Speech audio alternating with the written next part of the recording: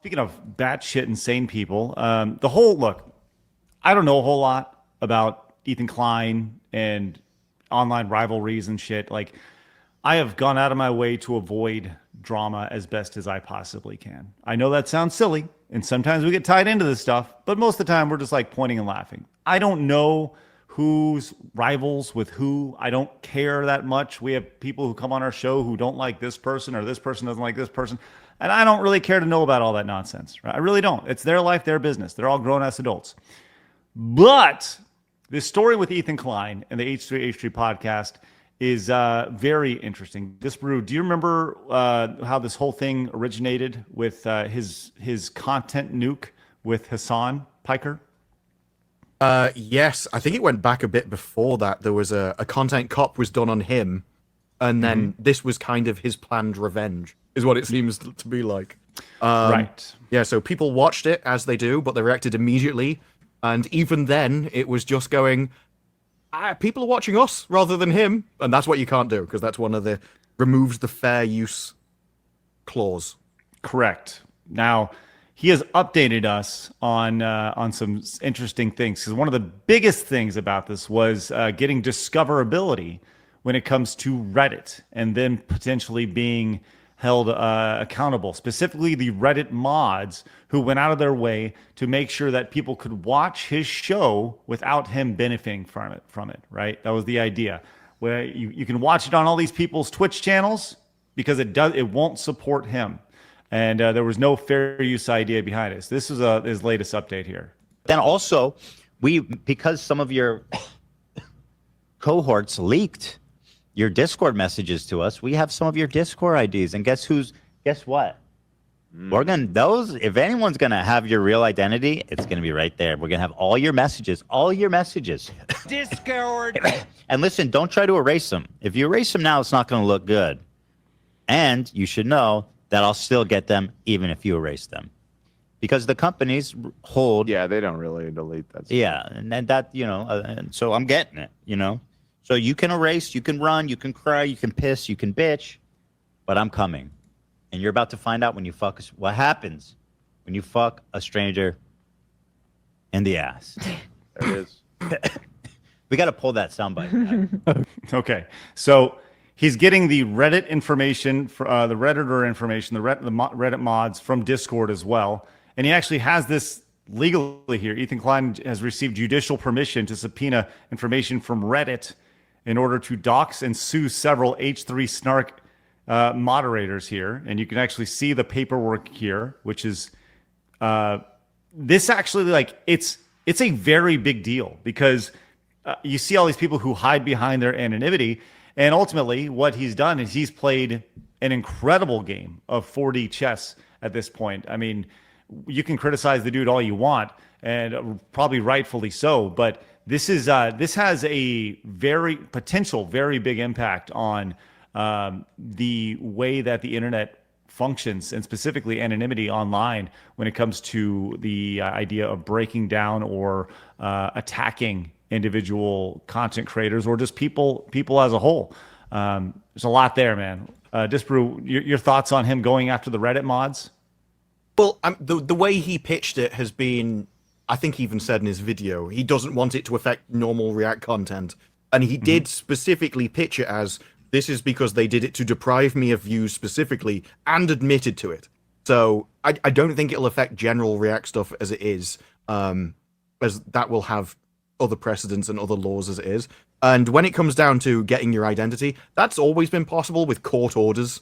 And I do think you kind of need that, because there will be some people that just break the law online, like horrific things online, that probably should be found out their identity. I think this is a different point to the more general thing of where you move from, this person has done something that we can prove, and now we need to find out who did it, to, we're going to assume you're all guilty, you have to give us your ID just to prove that you're innocent. That's an entirely inversion of what the law should be. That's interesting. He continues here. Apparently, he went back and he says Ethan confirms his motion to subpoena Reddit and Discord was granted.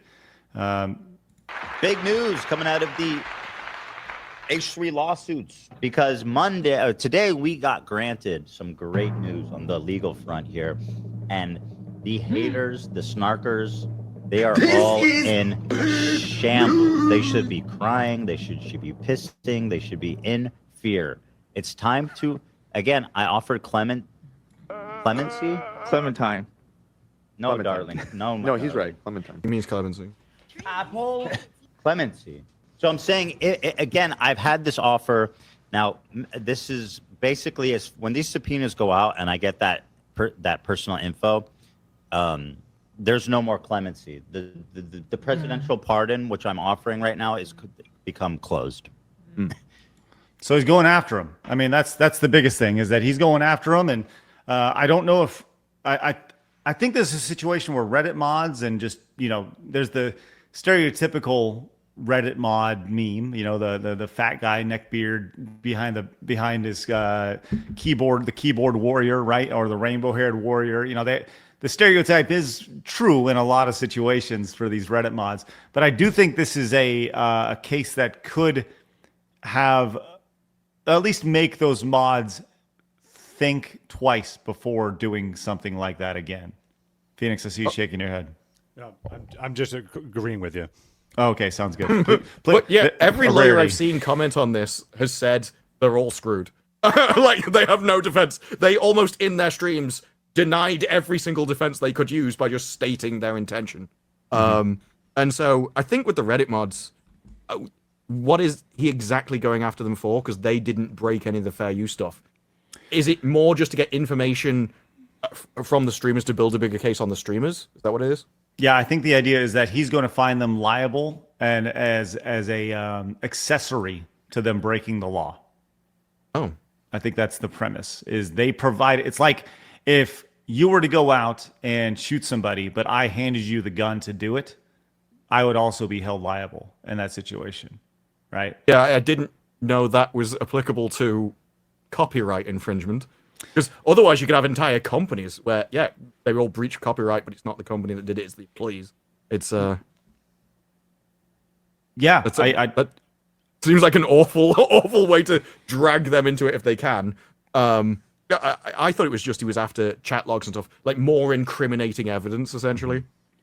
Yeah, I know that a lot of people talk about how it said this people are just bad.